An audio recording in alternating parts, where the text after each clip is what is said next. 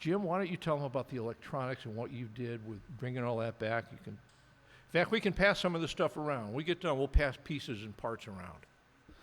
Okay, well, we'll get to this in a minute here. As Mike was saying, one of the first things that I started doing with the division when Mike came on board was to start reworking our pickups. The history of the Memphis division is we opened up in 2000. We were under the management of the big division in Nashville, which is called USA. And so we made a lot of just what we call core model 335s and 175s. They were not like the guitars were made back in the day, but they were good guitars and people liked them.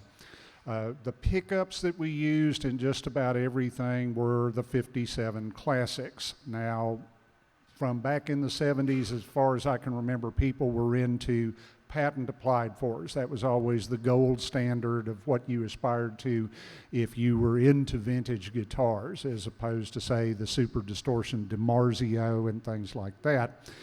The 57 Classic was developed by a gentleman whose name escapes me right now because I keep... Yashihiko? No. Okay. The guy who made the weird... Tom Holmes. There, see? Tom Murphy is who keeps cropping up whenever I think about that. But Tom Holmes was a well-known guitar maker, and he worked with Gibson to come up with the 57 Classic. The 57 Classic was the PAF as it was conceived by Seth Lover, the man who invented the humbucking pickup. And these were the exact specs that he wrote down for what the 57 Classic was supposed to be. Now, back in the day, it would have been the 57 Classic as he hoped it would be if the factory that made the pickups was up to making the same pickup every time.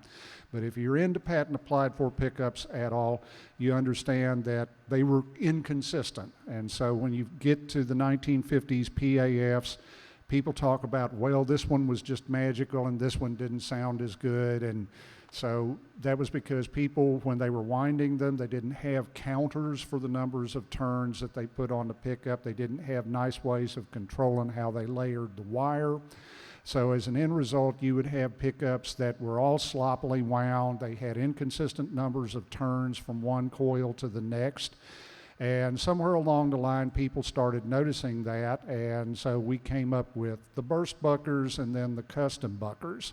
And what they are is an attempt to do a patent applied for pickup as it was actually produced by Gibson in the 1950s, but using modern technology so that you can consistently make an inconsistent pickup.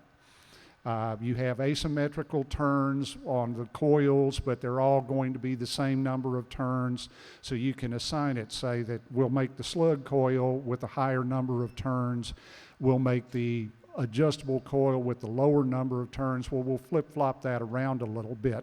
Well, were they always Alnico 2 magnets? No, because they were transitioning, so some of them were Alnico 3, a few Alnico 4s, all the way to Alnico 5s.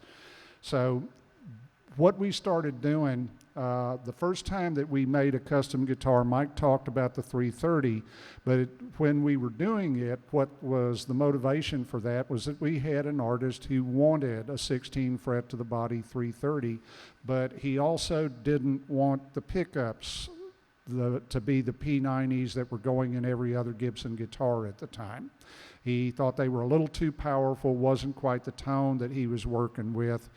Working with Mike, I found out that this was liberating actually, because formerly I had to accept everything as it came from the factory. If this was a P90 pickup and we needed to put it in a guitar, that was what went in the guitar. So Mike said, look, you know, I know the people up there, give a call to this guy and tell him what you want and he'll make it for you and you can send it down. So I got a whole box full of P90 pickups.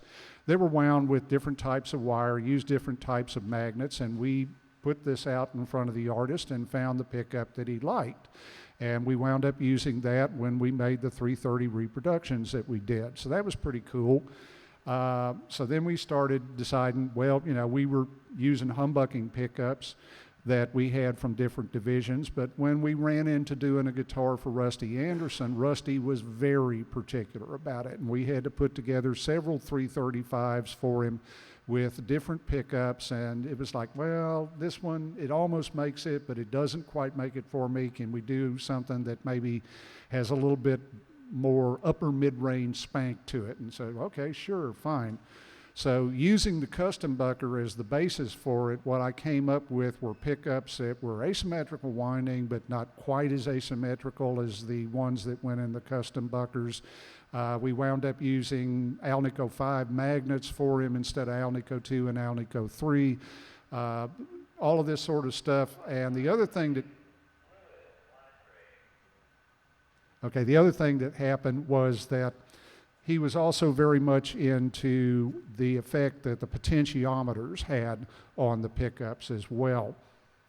Now, back in the day of the super distortion pickups, they didn't wind up sounding quite the way that they were supposed to sound.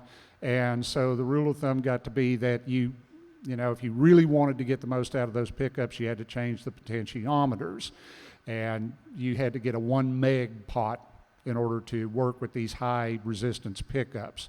So that was like an interesting idea, and so I thought that, well, you know, we can get a lot more out of it if we actually sit and take the time to measure potentiometers and see what the exact resistance is of a particular potentiometer and then pair it up with the pickup.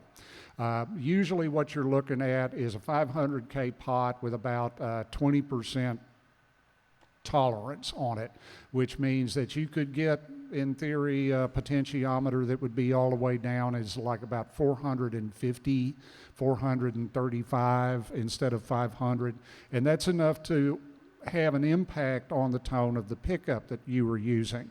So with Rusty, we measured the potentiometers that we put in his guitar and assigned potentiometers with a higher value within that range of tolerance to the neck pickup and a lower value to the bridge pickup.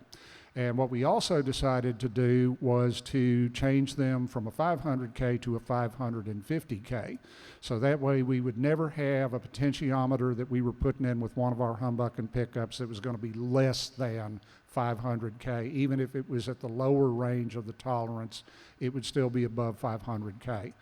So the other thing was to change from a linear taper pot to an audio taper pot. Audio taper was what was being used back in the day, but CTS, it turns out, offers 6 different types of audio taper pot. The initial one that we used was one that came on pretty much at the end of the travel, and if most people play with the control wide open, but a lot of people like to turn to the middle position on the pickups and back off the control to about 8, and they can tell if there's a difference quite like that. So we had to dial this in, and when we spec'd it out to CTS, we had a particular taper that, to my knowledge, no other division uses for the volume control, and we wound up using an A taper, which is kind of what was used back in the day for the tone controls. So we also wound up developing capacitors in our core model pickups now. Instead of having